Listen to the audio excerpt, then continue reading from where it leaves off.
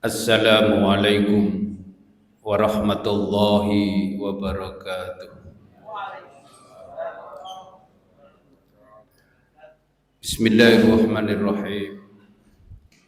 Alhamdulillah, alhamdulillahil wahidil qahhar, al-azizil ghafar, mukawwiril laili 'alan nahar, tabsiratan li ulil qulubi wal absar. Allahumma salli wa sallim wa barik ala sayyidina wa maulana Muhammad wa ala alihi wa ashabihi ajma'in. Ma'asyiral muslimin, sidang salat subuh yang dirahmati Allah Subhanahu wa taala. Subuh ini adalah subuh yang ke-27. Perasaan saya malam inilah puncak dari aktivitas umat Islam, khususnya di Makassar. Jumlah masjid di Makassar sekitar 1.300. Hampir seluruh masjid melaksanakan qiyamul lail, di samping qiyamul lail di rumah masing-masing. Artinya Ramadan kalau menurut Rasulullah itu syahrun mubarak, bulan yang mulia, bulan yang penuh berkah, semua kebaikan dilipat gandakan, dosa diampuni. Kita semua ini merasa punya potensi untuk berbuat baik, sekaligus merasakan bahwa kita juga punya dosa. Dua potensi inilah yang bulan Ramadan ini kita maksimalkan. Di samping kita melaksanakan ibadah untuk memperoleh keberkahan hidup, tapi di sisi lain juga kita menyadari bahwa kita ini banyak dosa. Maka berbagai macam doa kita panjatkan kepada Allah, baik doa untuk kebaikan maupun doa untuk ampunan. Dosa, para ulama membagi itu ada dosa kepada Allah, ada dosa kepada sesama. Dosa kepada Allah ini namanya dosa haqqullah. Yang dosa kepada sesama namanya dosa hakul adami. Dosa kepada Allah caranya taubat. Ya, kita sudah bertobat, membaca istighfar dengan berbagai macam. Waktu saya kultum di Masjid Agung UIN Alauddin Makassar, saya melanjutkan dari salah satu kultumnya seorang wakil rektor bahwa ada doa Nabi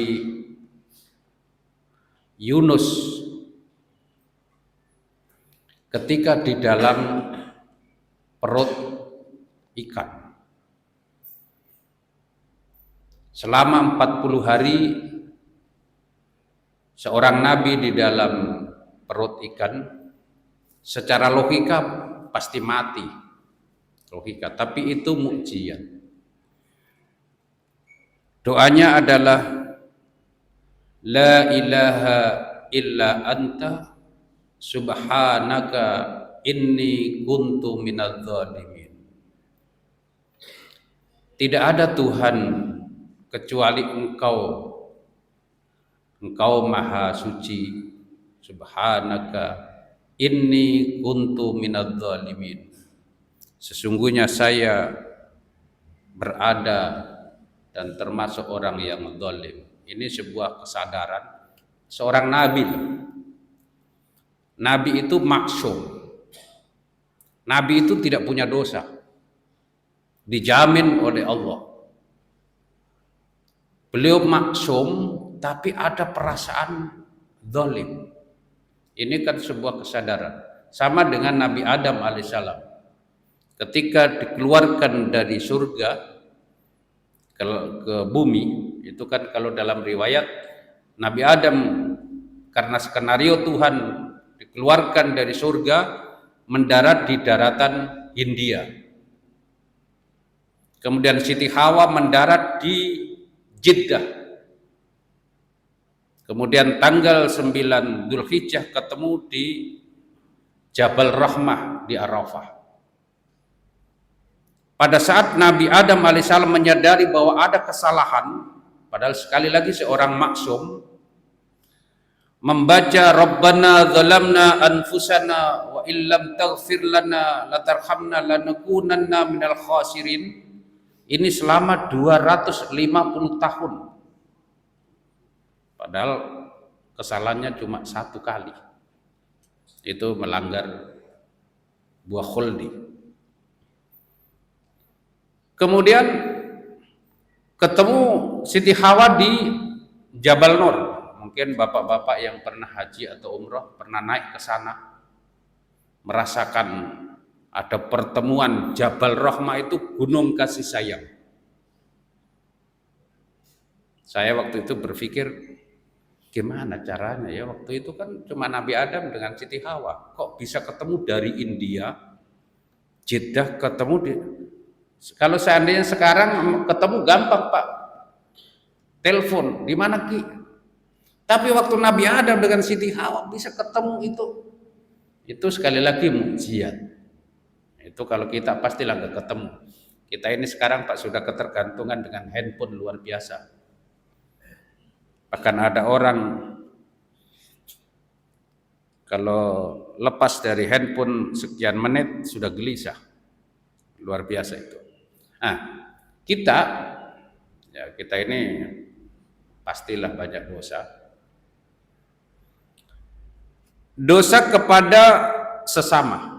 Ini tidak melalui jalur tobat, tapi ini melalui jalur saling memaafkan.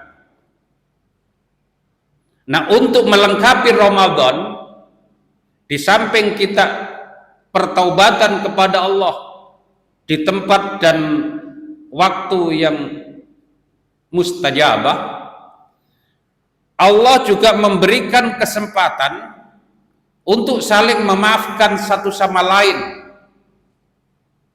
supaya kita ini betul-betul keluar dari Ramadan seperti ketika kita keluar dari perut ibu, betul-betul suci. Kullu mauludin yuladu alal fitrah. Ketika kita dilahirkan keadaan fitrah suci, tidak ada dosa sama sekali. Kita ini keluar dari Ramadan diharapkan sama itu. Bagaimana ketika ada dosa sesama manusia, dosa hakul adami? Inilah para ulama, terutama ulama Indonesia, membuat tradisi saling memaafkan, halal bihalal. Ini kalau acara halal bihalal itu tidak ada di dalam Al-Quran maupun di dalam hadis. Yang ada itu saling memaafkan, memberi maaf, minta maaf, memberi maaf. Tapi khusus untuk halal bihalal itu tidak ada. Tapi karena manusia ini bergaul, berinteraksi dan lain sebagainya, ada potensi berbuat kesalahan, maka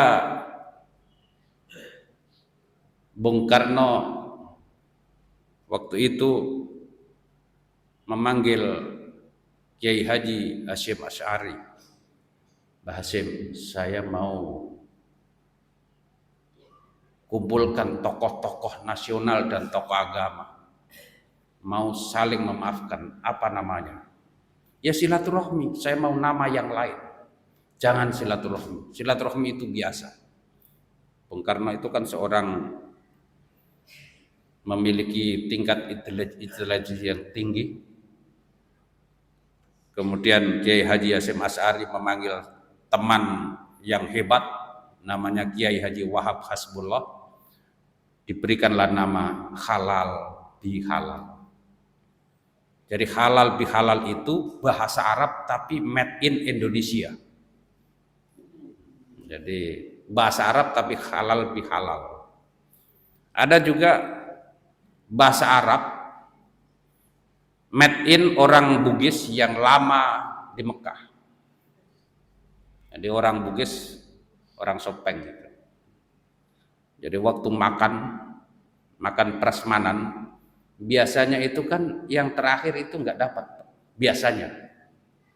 Karena misalnya ada prasmanan, tamunya 100, disiapkan telur 100, jeruk 100, sate 100 tusuk, insya Allah yang belakang belum tentu dapat, karena yang di depan mungkin ambil sate 2 tusuk. Padahal sudah dihitung, pura reking.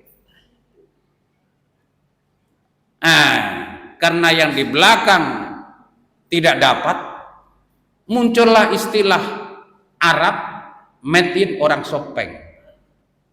Apa itu? Man ta'akhkhara fala tawana lahu. Yang tahu bahasa Arab pasti ketawa. Man ta'akhkhara, barang siapa terlambat, fala tawana lahu, maka tidak tawana.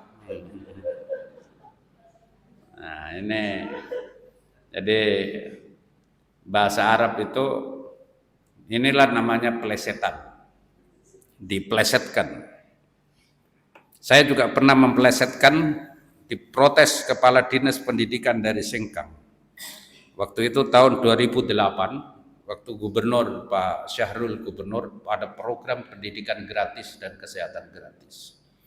Saya diundang untuk narasumber menghadapi para kepala dinas pendidikan sesulsel. Pendidikan gratis. Saya itu waktu itu plesetkan. Ini ada bahasa Arab, bukan Al-Quran, bukan hadis. Saya bilang, wala yahya wala yamutu fatarabbasu. Wala yahya, kalau tidak punya biaya, wala yamutu, maka tidak bermutu, fatarabbasu, maka carilah terobosan. Jadi itu ini kalau di pesantren itu plesetan-plesetan itu banyak. Hadirin wal hadirat, halal bihalal. Halal bihalal doanya ini minal aidin wal faizin. Ini sebenarnya tidak ada hubungannya dengan lebaran. Doa ini adalah ketika para sahabat Nabi perang dari perang Badar, menang. Minal aidin wal faizin, mudah-mudahan kita kembali dalam keadaan menang. Didesainlah ulama menjadi ketika lebaran minal aidin, mudah-mudahan kita kembali. Id itu bisa artinya hari raya, bisa berarti kembali. Mudah-mudahan kita bisa kembali minal aidin, bisa kembali kepada fitrah, bisa kembali sarapan pagi, Pak. Idul Fitri, fitri itu bisa berarti sarapan pagi. Fitrun. Makanya dalam hadis itu, faman syahida minkumus syahra falyasum, atau sumu liru'yatihi, puasalah ketika melihat bulan, wa aftiru, dan makanlah beridul fitri, wa aftiru, dan sarapan pagilah ketika bulan-bulan. Jadi kembali sarapan pagi. Sarapan pagi itu bahasa Arabnya futur. Nah, futur didesain orang Bugis menjadi putu. Saya ini orang Jawa tapi suka bahasa Bugis. Futur itu sarapan pagi. Putu adalah makanan khas pagi bagi orang Bugis Makassar, terutama Bugis. Kalau ada putu dimakan malam, dijual makan, ditambah namanya putu begadang atau putu malam. Tapi kalau putu pasti pagi. Ada orang Bugis di sini, Pak ya? banyak. Bagaimana bisa berubah? Waktunya agak lama ya Pak ya. Sampai jam berapa ini? Supaya nanti lebarannya itu enak makan putu. Orang Bugis itu tidak mengenal huruf fa. Ada beberapa huruf yang tidak dikenal dalam lidah Bugis. Fa, za, shin, zal. Ustad menjadi ustas. Zam-zam menjadi sam-sam. Fatimah menjadi Fatimah. Itu karena apa? Lidah Bugis tidak mengenal huruf fa. Yang dikenal pa. Kagangangka. Inilah yang mempengaruhi ini. Alfabet Bugis itu. Kagangangka dan seterusnya. Tidak ada huruf fa, tidak ada yang ada pa. Pa. Fu menjadi pu. Ustad, ustas. Jangan disalahkan kalau ada orang bilang, engkau di ustaz. Jangan disalahkan karena lidah itu lidah Bugis. Begitu. Tur menjadi tu. Kenapa tur menjadi tu? Karena dalam bahasa Bugis tidak ada huruf mati. Coba lihat. 5. Ulu, mata, decili, apa ini Pak? Inge,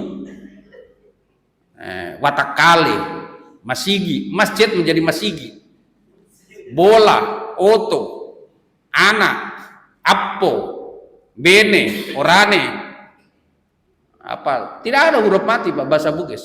Manre, jokka, minum, tinro, mak bene, menre. Ini bahasa Bugis seperti tidak ada huruf mati. Tur menjadi tu, maka futur menjadi putu. Nah ini baru dengar ya, baru yang menjelaskan orang Jawa. Jadi Lebaran minal aidin wal faizin, mudah-mudahan kita bisa kembali. Kembali kemana? Ke asal mula. Jadi orang kembali itu pasti sudah bergerak. Misalnya orang dari Sopeng kembali ke Sopeng. Kita nanti pulang kembali ke rumah. Kata-kata kembali karena sesuatu itu sudah bergerak. Kemudian ingin kembali. Kita semua ini pada hakikatnya pasti kita akan kembali. Bukan lagi insya Allah, pasti. Saya rinci satu-satu. Manusia dari tanah pasti akan kembali ke tanah. Manusia waktu sebelum roh diberikan kepada manusia pada usia 120 hari, alam roh.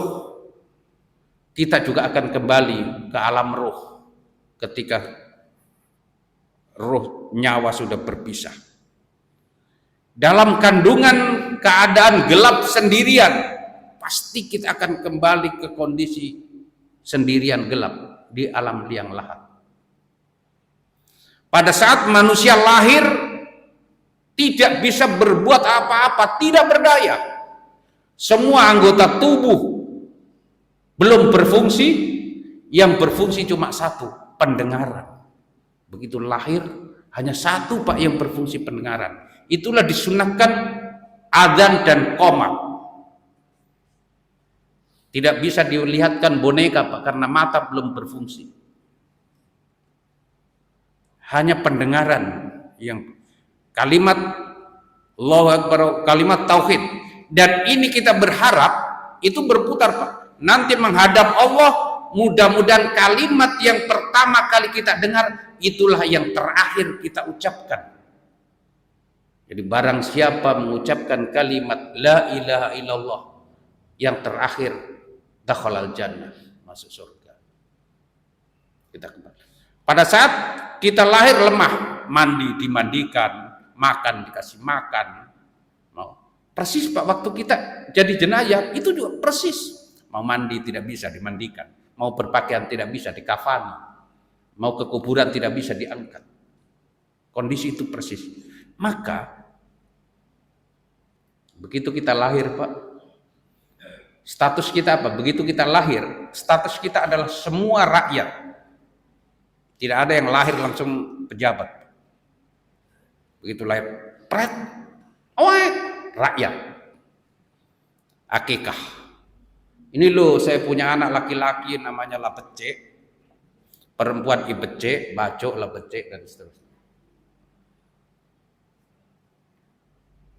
Kemudian besar, ada pejabat, ada polisi, ada hakim, ada dosen, ada guru, ada imam, ada muadzin, dan lain sebagainya. Ini status sosial. Yang pejabat pensiun, rakyat kembali. Jadi rakyat kembali. Kemudian di acara halal bihalal, ini yang menarik, Pak. Saya tadi malam ikuti, begitu dari Tarweh saya ikuti acara di televisi. Mudik, macet, Pak. Tol itu berapa, Pak, jalannya? Penyeberangan ke Lampung, tiket sudah habis sampai tanggal berapa itu, sudah full. Mudik, ada nanti Bapak Ibu mudik di sini. Ada yang mau mudik nanti? Pak Ustadz mau pergi mudik? Insya Allah. Berarti Bapak ini orang kampung. Saya mau sampaikan, Pak, kampung mudik itu pulang kampung, pulang ke kampung nenek moyang, bukan ke rumah mertua. Kalau ke rumah mertua pasti nenek moyangnya mertua. Hakikat, jadi saya mau kasih sufitisme mudik. Kampung kita aslinya itu, Pak, kampungnya manusia itu aslinya adalah surga. Karena Nabi Adam dan Siti Hawa diciptakan di sana dan tinggal di sana. Ya Adam uskun anta wa zaujukal jannah wa kula ragadan haitsu syi'tum. Hai Adam, silakan tinggal di surga, nikmati seluruh fasilitas. Tapi karena skenario Tuhan, kemudian dia dikeluarkan ke bumi, jadilah kita ini, Pak, ada Masjid Ar-Rahman. Tapi kan kita ini punya cita-cita, Pak, kembali ke kampungnya nenek. Itulah mudik sesungguhnya. Dan orang mudik itu biasanya tidak sendirian.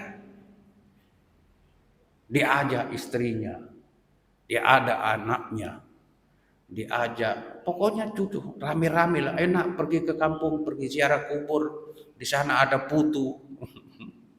Nah, putu lagi ketemu putu di sana. Putu cangkir itu ada tuh putu pesek. Nah, itu yang gula merah dipesek-pesek itu juga nikmat, Pak. Di sini sudah jarang dijual. Ada barongko, ada sanggarak Belanda. Nggak tahu kenapa sanggarak Belanda ini. Siapa yang bikin? Ada sanggarak Belanda.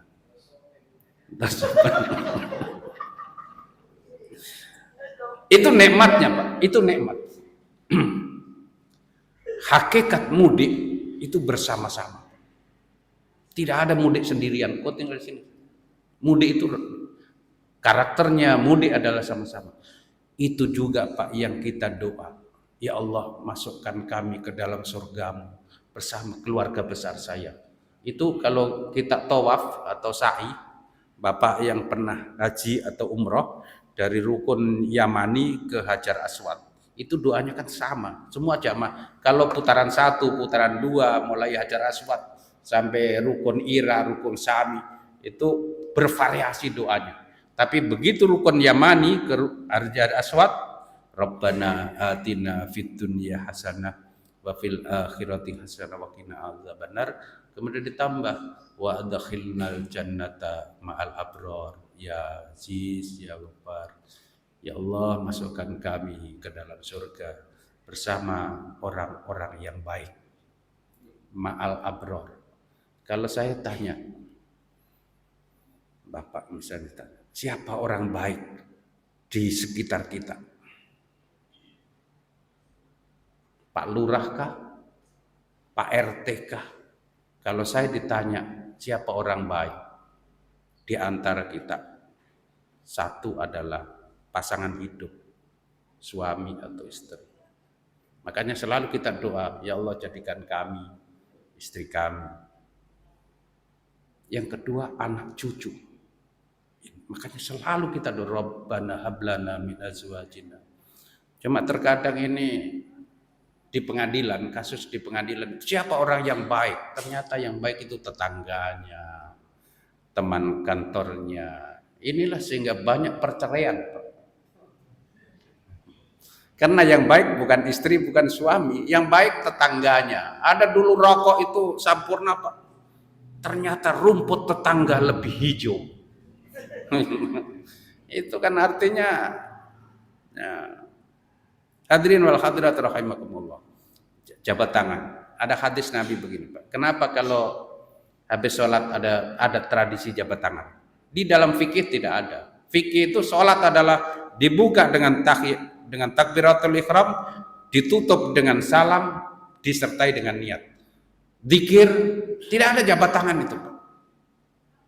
Enggak ada. Tapi ulama membuat tradisi. Tradisinya gimana? Orang di dalam sholat terkadang ada perasaan depan, belakang. Ada perasaan. Apalagi kalau menjelang pemilu Pak. Saya makanya bersyukur ini Ramadan sudah pemilu. Coba seandainya belum pemilu Pak. Ada 3 pasangan. Baru pas di depan kita Pak. Baju gambar calon presiden yang bukan calon kita Pak. Kita kira-kira perasaan khusyuk sholat. Kenapa? Kira-kira khusyuk. Makanya saya pernah sampaikan, tolong yang pelaku-pelaku politik itu kalau membuat ada biasa partai atau disongkok, jangan di belakang, kasih di depan supaya yang di belakang tidak tahu. Karena kalau di belakang Pak, yang saya khawatirkan itu kalau foto lah di belakang baru pas sholat di belakangnya, kira-kira bisa khusyuk Pak. Apalagi kalau pas keluarga dekat itu. Kenapa ini tetangga ternyata pilihan kita. Jadi itu bisa, nah itulah apalagi ibu-ibu ya. Ibu-ibu itu pakaian beda seragam itu jadi masalah. Karena saya biasa membawa majelis taklim ke TVRI. Kalau brosnya satu begini, ada semua. Kalau tidak ada bersoal itu. Lain kalau laki-laki Pak. Makanya habis sholat jabat tangan. Ini tradisi baik. Silaturahmi. Karena ada hadis Nabi, ma min muslimaini yaltaqiyani fatasafahatani ghufira lahuma qabla iyatafarraqa. Kalau ada 2 orang Islam ketemu kemudian berjabat tangan, maka sebelum jabat tangan ditarik, dosanya sudah diampuni keduanya sebelum mereka berpisah. Inilah tradisi jabat tangan. Tentu laki-laki dengan laki-laki, perempuan sama perempuan. Bagaimana Pak hukumnya laki-laki dengan perempuan? Pak Ustadz, boleh nggak jabat tangan laki-laki dengan perempuan? Saya mau jelaskan sedikit ya, 2 menit. Satu pendapatnya Imam Malik. Kalau ada nafsu haram, walaupun sama ibu kandungnya, karena ukurannya nafsu. Walaupun kepada anak perempuannya, kalau jabat tangan baru ada nafsu, mungkin bapak-bapak yang agak tinggi anunya, itu batal. Wudunya batal, dosa. Tapi kalau tidak ada nafsu, maka jabat tangan tidak ada masalah. Makanya Nabi Muhammad itu pernah mencium istrinya, langsung sholat. Tapi begitu melihat sahabat bersentuhan dengan kulit istrinya, disuruh wudhu. Itu sehingga Muhammadiyah dengan NU berbeda pandangan terkait dengan batalnya wudhu. Kalau Nabi Muhammad, kemungkinan ini adalah ciuman rahmah. Ada ciuman mawaddah dan ada ciuman rahmah. Misalnya saya tanya, mana di sini yang masih muda? Bapak kan masih muda lah. Kalau bapak mencium istri masih ada nafsu tidak, Pak? Kalau ada nafsu, menurut Imam Malik batal wudunya. Disinilah sehingga ketika tawaf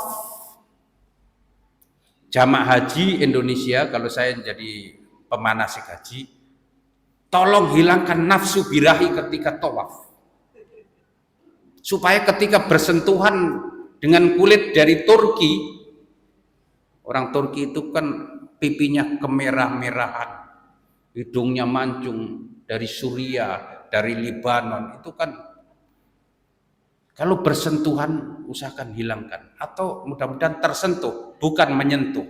Kalau disentuh dia tidak batal karena tidak disengaja. Tapi kalau menyentuh, mencari kesempatan, misalnya Pak Ustadz, mumpung, itu batal wudunya. Kan masih muda ya. Jadi jabat tangan itu standarnya adalah nafsu. Jadi ya misalnya jabat tangan di pengantin, ada jabat tangan, ada orang menghindari, itu tidak jangan dipersoalkan apa mau jabat tangan atau tidak dengan jenis kelamin, karena itu menghindari fitnah. Tapi kalau bisa memelihara fitnah, tidak akan terjadi fitnah, ya saya kalau di kantor saya jabat tangan, terutama kalau dengan perempuan-perempuan tua, insya Allah tidak ada nafsu. Ya kan itu fikihnya begitu. Tapi kalau Imam Syafi'i, ada nafsu atau tidak ada nafsu, yang penting bersentuhan, tidak ada dinding pemisah, batal wudunya bagi yang bukan muhrim. Mahram, bukan muhrim. Muhrim itu orang yang lagi ikhram. Mahram adalah orang yang tidak boleh dinikahi. Ibu kandung, saudara. Ini tidak boleh dinikahi. Kalau orang tidak boleh dinikahi, bersentuhan tidak batal karena tidak boleh dinikahi ibu kandung. Bagaimana kalau ipar? Seorang perempuan bersaudara, kalau kakaknya kita nikahi, adiknya haram dinikahi. Bagaimana bersentuhan? Pada dasarnya ini adalah wanita yang boleh dinikahi. Karena orang Bugis juga biasa kalau kakaknya dinikahi kemudian meninggal dunia, apa namanya? Ganti bantal itu apa istilahnya? Ada istilah khusus itu. Ada istilahnya. Jadi Bapak Ibu sekalian yang saya muliakan, mudah-mudahan Ramadan ini bisa membersihkan batin kita, terutama dosa. Kita sudah hancurkan dosa-dosa melalui tobat dan dosa sesama manusia melalui saling memaafkan. Simbolnya saling memaafkan adalah jabat tangan. Tapi jabat tangan tidak satu-satunya. Sekarang pakai WA. Mohon maaf lahir batin. Sampai saya juga biasa bingung menjawabnya karena terlalu banyak. Dan itu bukan kalimat dia sendiri, Pak. Kalimatnya orang dikirim ke kita. Jadi tidak mau gampang di WA cek, ini kirim saja. Mana yang bagus? Tentu yang langsung. Yang bagus adalah ada batin. Saya pernah ketemu ulama sepuh, Pak, di Kendari. Dia tahun 55 menjemput Bung Karno di Mekah. Tahun 55. Tahun lalu saya ketemu di Kendari. Beliau cerita, Bung Karno itu kalau jabat tangan tidak pernah menarik dirinya. Nanti orang lain yang menarik. Bung Karno jabat tangan. Jadi Bapak kalau jabat tangan ini menarik atau ditarik? Ada juga orang jabat tangan itu seperti apa? Pandangannya ke sana, iya. Sombong sekali. Usahakan Pak kalau jabat tangan tatap wajahnya. Kecuali kalau dengan jenis kelamin jangan tatap Jangan tatap matanya, karena mata itulah fitnah yang pertama kali, dari mata turun ke hati dan seterusnya. Terima kasih, mudah-mudahan kita semua memberikan kebaikan bagi kita semua. Wallahul muwaffiq ila aqwamit thoriq. Wassalamualaikum warahmatullahi wabarakatuh.